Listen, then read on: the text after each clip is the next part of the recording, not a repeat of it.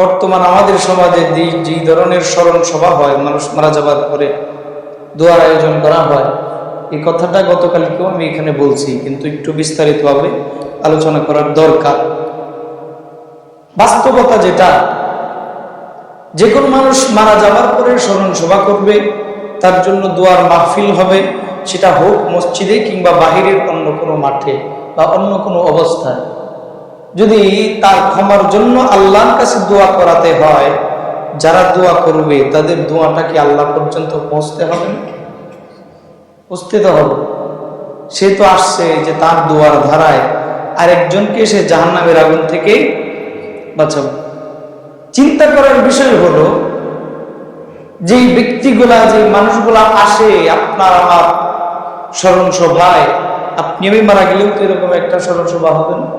ছোট করে হইলেও তো একটা দোয়ার আয়োজন করা হবে নাকি?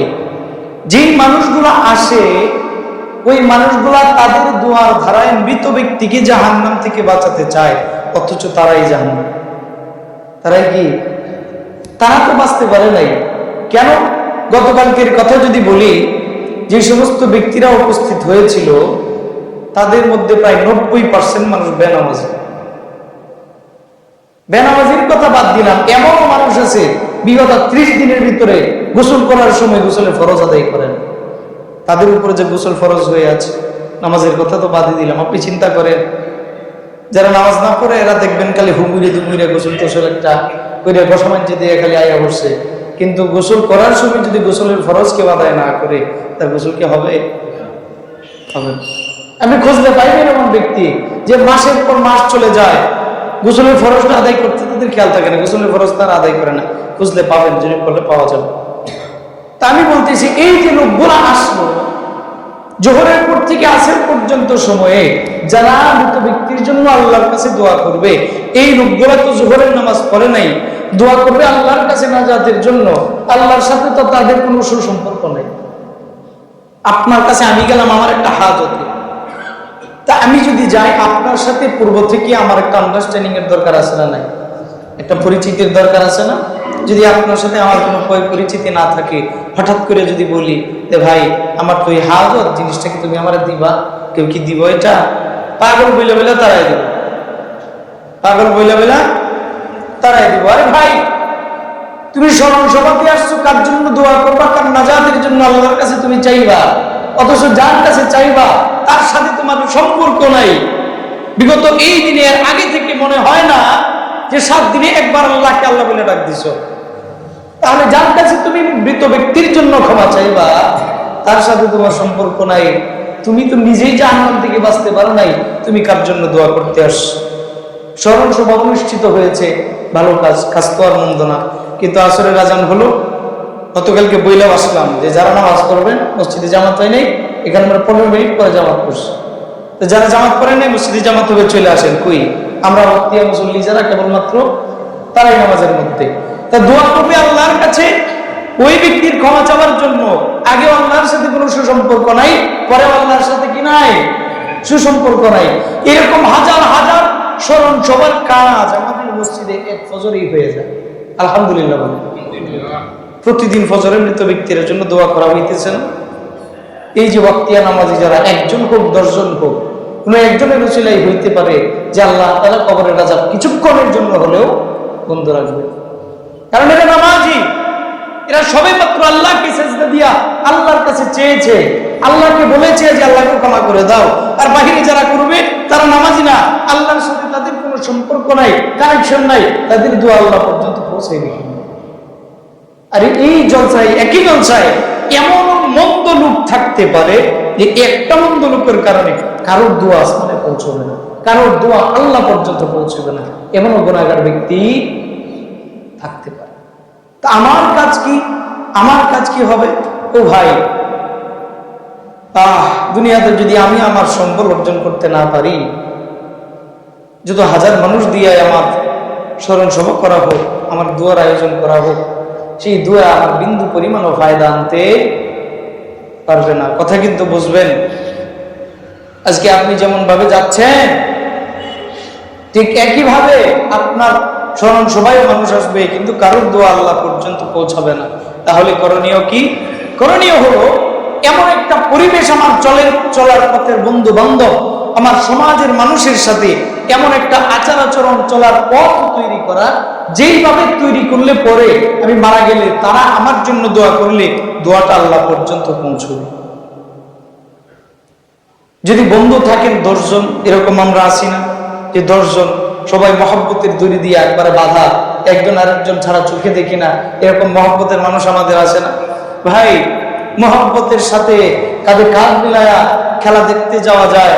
ভাই, মহব্বতের সাথে কাঁধে কাঁধ মিলায় যদি ওই চায়ের স্টলে বসা যায়, আরে ভাই, কাঁধে কাঁধ মিলায় যদি যাত্রা পালায় যাওয়া যায়, তাহলে কাঁধে কাঁধ মিলায় মসজিদে আসতে পারেন না কেন? এখানে আসতে পারেন না কেন? 10 জন যুবক, যদি 10 জন যুবক না, শুধু যে কোনো মানুষ একত্রিত হয়ে যদি কোথায় যাওয়ার জন্য নিয়ত করে যে আমরা আজকে ওই জায়গাতে যাবো, হেঁটে, এটা অসম্ভবের কিচ্ছু নাই। তবে বন্ধুত্বের বন্ধনে একজন আরেকজনের সাথে মহব্বতের আকর্ষণে যদি একসাথে হইয়া যে কোনো কাজ করা যায়, তাহলে মসজিদে আসা যাবে না কেন? মসজিদে আসতেছেন না কেন? 10 বন্ধু যদি একসাথে মসজিদে আসেন, সবাই হবে নামাজি, আল্লাহর সাথে হবে কানেকশন, দোয়াটা এই দুনিয়াতে থাকতেও কাজে লাগবে।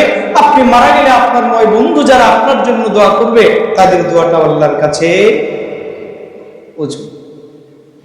কিন্তু আমরা আমাদের জিন্দেগিটা কেমনে কাটাইতেছি? যারা দোয়া করবে তাদের দোয়াটা পর্যন্ত আসমান পর্যন্ত পৌঁছায়।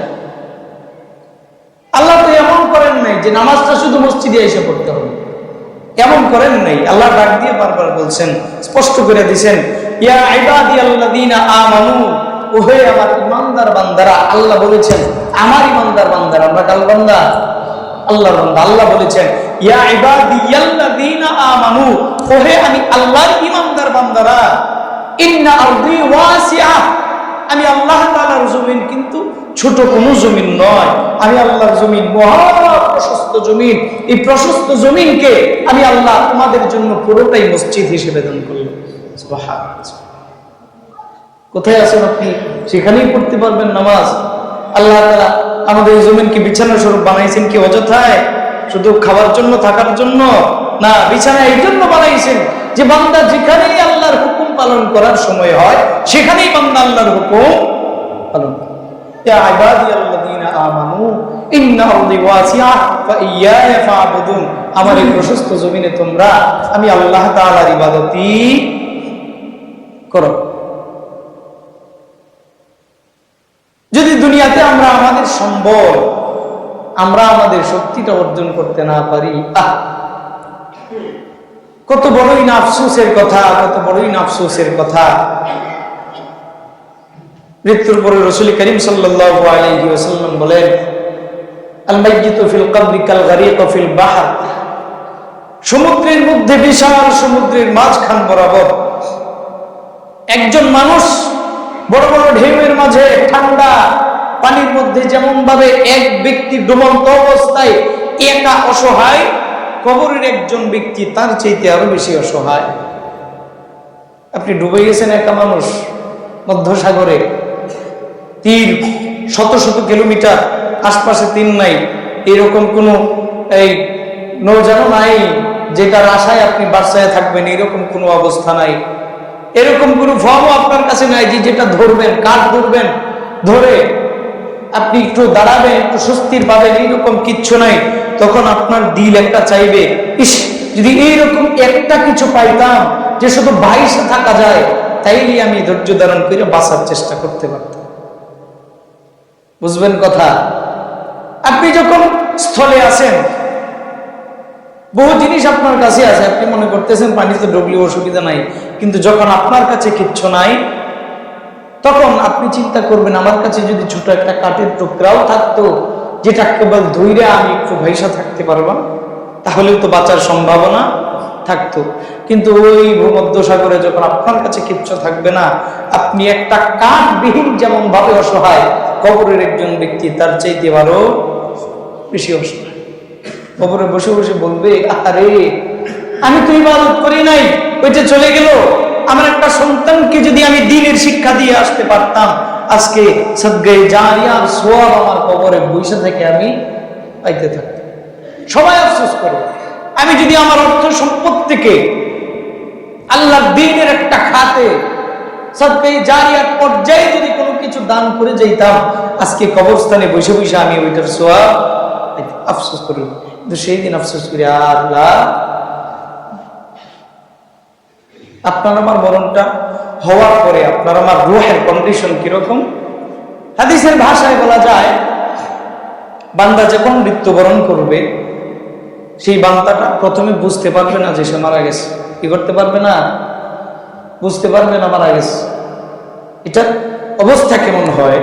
মাঝে মাঝে দেখবেন কোনো ধরনের পেরেশানি অথবা যে কোনো ধরনের ব্যতিব্যস্ততার কারণে আপনি যদি 1 থেকে 2 রাত একাধারে ঘুমাতে না পারেন, 2 দিন বা 3 দিন পরে হঠাৎ করে যদি আপনি ঘুমান, আধা ঘন্টা ঘুমাইলেন, কেউ যদি আপনাকে ঘুম থেকে জাগ্রত করে ফেলে, তখন আপনার মস্তিষ্ক সঠিকভাবে কাজ করবে না। আপনার ব্রেন বলবে যে আমি কি দুনিয়াতে আছি না নাই, আমি কই আছি। এরকম লক্ষ্য করেন। অনেক আছে যে আপনি 1 রাত্রি সজাগ থাকলেন, সকালবেলায় ফজরের নামাজ পড়ে ঘুমাইছেন, আধা ঘন্টা ঘুমাইছেন, একজনের ডাক দিছে, আপনার মস্তিষ্ক পুরোপুরি কাজ করবে না। আপনার কাছে মনে হবে এটা স্বপ্নের মতো। একজন মানুষ তার যখন জানটাকে কবজ করা হয়, সেই মানুষটা হঠাৎ করেই বুঝতে পারে না যে সে মারা গেছে। তার রূহটাকে কিছু সময়ের জন্য তাদের আশপাশেই রাখা হয়। কি করা হয়? রাখা হয়। এক হাদিসে আছে, সরাসরি নিয়ে চলে যান প্রথম আসমানে। যদি সেই ব্যক্তি আইলিনের উপযুক্ত হয়ে থাকে, উপরে পাঠিয়ে দেওয়া হয়। যদি সিজ্জিনের উপযুক্ত হয়, সিজ্জিনে পাঠিয়ে দেওয়া হয়। আরেক বর্ণনা এটাও আছে, আল্লাহর কাছে কোনোটা করা কি অসম্ভব? কোনোটা করা কি অসম্ভব? অসম্ভব না। 1 সেকেন্ডের ভিতরে আল্লাহ জাল্লা শানুহু হাজার হাজার লক্ষাধিক কাজ তিনি সেরে ফেলতে পারেন। এটা আল্লাহর কাছে কি কোনো বিষয়ই না। সরদারে দো আলম নবী যেদিন মেরাজে যাবেন, জান্নাতে গেছেন, সিদরাতুল মুনতাহা গেছেন, বাড়ির দ্বারের কথা নাকি যে চাইলেই সিদরাতুল মুনতাহা দেখা যায়। আমি দৌড় দিলেই সিদরাতুল মুনতাহাতে চলে যাব, দৌড় দিয়েই জান্নাত জাহান্নামে চলে যাব, দৌড় দিয়েই আরশে আযমে চলে যাব। না, আমাদের এই পৃথিবীর মহাশূন্যের এটা যাতায়াতের সময়কাল হল 500 বছর। এটা পুরো হল 500 বছর। পরের আকাশ 500 বছর, প্রতিটাকে 500 বছর হিসাব করেন। সরদারে দো আলম নবী গেছেন, ওইখানে জান্নাত করছেন, জাহান্নাম করছেন, আরশে আযমে গেছেন, সিদরাতুল মুনতাহার মধ্যে আপ্যায়িত হয়েছেন। এই সব কিছু ঘুরে আইসা নবী করিম সাল্লাল্লাহু আলাইহি ওয়াসাল্লামকে যখন তিনার বিছানায় বোরাক দিয়ে নেওয়া হয়েছে, বিশ্বনবী বিছানায় হাত দিয়া দেখেন তিনি শুয়ে পড়ে, বিছানা যে গরম হয়েছিল, বিছানা এখনো গরম হয়ে গেছে। দরজা খুলে যেই দরজার মধ্যে যে কড়া থাকে না, কড়া, দরজা নাড়া দিলে কড়াটা দুলে না, দুলতে থাকে না। সরদারে দো আলম নবী আসছেন, এসে দেখেন এই কড়াটা এখনো পর্যন্ত লড়তেছে। সুবহানাল্লাহ। তাহলে দুনিয়া কতটা অল্প সময়ে আল্লাহ জাল্লা শানুহু এই সমস্ত আসমান জমিন জান্নাত জাহান্নাম ঘুরাইছে। একই সময়ে আমাদের রূহটাকে আইলিন সিজ্জিনে নিয়ে যাওয়া, একই সময়ে আমাদের পরিবেশে ঘোরানো আল্লাহর পক্ষে কি অসম্ভব? যেটা বলতেছিলাম, আমরা যদি মারা যাব, অল্প সময়ের জন্য আমাদের এই পরিবেশে আমাদের রূহটাকে ছেড়ে দেওয়া হবে, কিন্তু একটা বেষ্টন করে রাখবে মালাইকারা, যাতে দূর দূরান্তে অন্য কোথাও না যাওয়া হয়। আপনার কাছে মনে হবে যে আপনার ঘুম মাত্র ভেঙে গেছে। ঘুম থেকে উঠে দেখবেন আপনার চতুর্পাশে, ঘর বাড়ির পাশে মানুষ সব ভরা। ভাইয়ের কাছে যাবেন, দেখবেন ভাই কান্নাকাটি করতেছে। মায়ের কাছে যাবেন, দেখবেন মা কান্নাকাটি করতেছে। সন্তানের কাছে যাবেন, আপনাকে বাবা বাবা বলে চিৎকার করে কাঁদবে। তাকায় দেখবেন যে একটা লাখ ঢাকা আছে কাপড় দিয়া। অথচ আপনি এখনো পর্যন্ত টের পান নাই যে আপনি আর দুনিয়াতে, আপনার দিলে বড় বড় আশা দুনিয়া নিয়া, আপনার খবর নেই আপনি মারা গেছেন। যখন যাবেন ওই লাশের কাছে, যায় দেখবেন কেউ মুখটা বারবার খুলে দিচ্ছে কেউ দেখার জন্য, তাকায় দেখবেন যে আপনার লাশ ওইটা। আপনি তখন একটু বুঝতে পারবেন যে তাহলে কি আমি মারা গেলাম, তাহলে কি আমি মারা গেলাম। আপনি যাবেন বাবার কাছে, বাবার হাতে ধরবেন, কিন্তু ওই ধরাটা স্পর্শকাতর হবে না। আপনি যাবেন মায়ের কাছে, মায়ের হাতে হাত বুলাবেন, ওই স্পর্শটা স্পর্শকাতর হবে না। আপনি যাবেন আপনার সন্তানকে কোলে নিতে, খাবার মতো হবে, ওইটা স্পর্শকাতর হবে না। মানুষের ধারে ধারে বলবেন, চিৎকার করে করে বলবেন, উঠোনে চতুর্দিকে ঘুরবেন, কেউ আপনার কথা শুনবে না, কেউ আপনার আওয়াজ শুনবে না। ততক্ষণে আপনি দুনিয়া থেকে বিদায় হয়ে গেছে। আপনি ঘুমিয়েছেন, ঘুম থেকে উঠবেন, উঠে দেখবেন যে আপনার লাশ পড়ে আছে, আপনার রূহ কই, আমরা কি করতেছি। আমরা কই কি করতেছি? একজন মানুষের জীবনের কর্ম থেকে শুরু করে প্রত্যেকটা বিষয় যদি ঘাটি, ও ভাই তুমি চাকরি বাকরি করে এত সম্পদ করে কি করবা, একদিন তো মরে যেতে হবে, বলে আমার সন্তানের দিয়ে আছে তাদের তো একটা সম্বল করে যাইতে। ও ভাই চুরিকে বলি ভাই তুমি চুরি করো না, আমার পরিবার আছে, চুরি করো পরিবারের জন্য, তার নিজের জন্য না। ডাকাতকে বলি ভাই তুমি ডাকাতি করতেছো কেন, পরিবার আছে পরিবার চালাইতে হয়, তার নিজের জন্য ডাকাতি করে না। ও ভাই একজন হারাম খাচ্ছে অথবা হালাল উপার্জন করতে যায় আল্লাহ নাফরমানি করতেছে, জিজ্ঞেস করলে বলবেন আমার বিবি বাচ্চা আছে, তাদের ভরণ পোষণ খাওয়া দাওয়া খরচের জন্য করি। আপনার জন্য আপনি কি করলেন? যা কামাইলেন, সন্তান খাইতেছে, বিবি বাচ্চা খাইতেছে, আপনজন খাইয়া দেয় শেষ, আপনি শেষ পর্যন্ত কি নিয়ে গেলেন? এমন দোকানি আমরা কেন করতেছি, কিসের জন্য করতেছি? যে আমরা আমাদের সম্পদ না কইরা তাদেরকে বাঁচানোর জন্য আমরা আমাদের আখিরাত এবং দুনিয়া সবকিছু ধ্বংস করে দিচ্ছি।